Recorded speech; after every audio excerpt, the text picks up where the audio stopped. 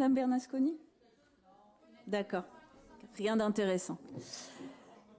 Je m'étais inscrite justement pour réagir à un certain nombre, je pense, de contre-vérités que j'ai entendues ou de discours très idéologiques. Juste sur le centre-ville, vous voyez, je parlerai tout à l'heure de Noailles. Quand on réhabilite Noailles, alors moi, plutôt sur ma gauche, j'entends dire qu'il y a des risques de gentrification. Et puis quand il y a les Galeries Lafayette qui partent, j'entends dire que c'est pour la paupérisation. Ben, vous voyez, tout ça, ce sont des caricatures. Et pourquoi ce sont des caricatures? Parce que l'identité du centre-ville, c'est la mixité, justement, Monsieur Royer-Perrault, et c'est bien celle-ci que nous voulons préserver. La mixité. On ne peut pas résumer comme ça, ni aux uns ni aux autres. Et d'ailleurs, moi, j'y habite pour ça. Voilà, parce qu'on peut parler de l'âme du centre-ville, mais moi, j'y habite.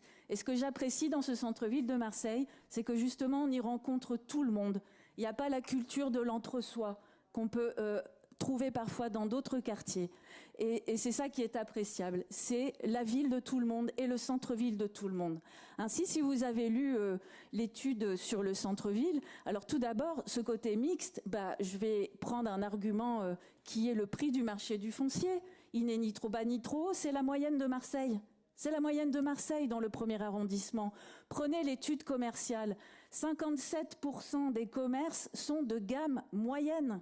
Ensuite, il y a les entrées de gamme qu'on trouve, et ensuite, il y a le haut de gamme que l'on trouve aussi, par exemple dans le quartier Opéra, les belles boutiques, etc.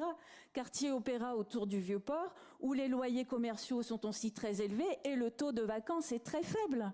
Parce que non, l'étude sur le centre-ville va évidemment jusqu'à la Joliette, parce qu'effectivement, ça s'est développé par là-bas avec Euroméditerranée, mais il détaille les différences entre les quartiers. Et pourquoi il y a des différences entre les quartiers? Parce qu'entre le Vieux-Port Opéra qui a été réhabilité et juste au-dessus, Noailles, Belzins, qui sont des quartiers politiques de la ville historique. Enfin, les QPV n'ont pas été inventés avec le printemps marseillais. Et donc ces quartiers-là que nous sommes en train de réhabiliter tout en préservant leur caractère mixte et populaire, bien évidemment qu'ils ont besoin de soutien et qu'ils peuvent peser dans une moyenne. Mais il faut tous qu'on se mobilise comme on le fait avec la Splaigne pour cela, au lieu de balancer des discours comme ça complètement outranciers et qui oublient toute l'histoire. Enfin, je crois vraiment là maintenant que ça suffit comme ça.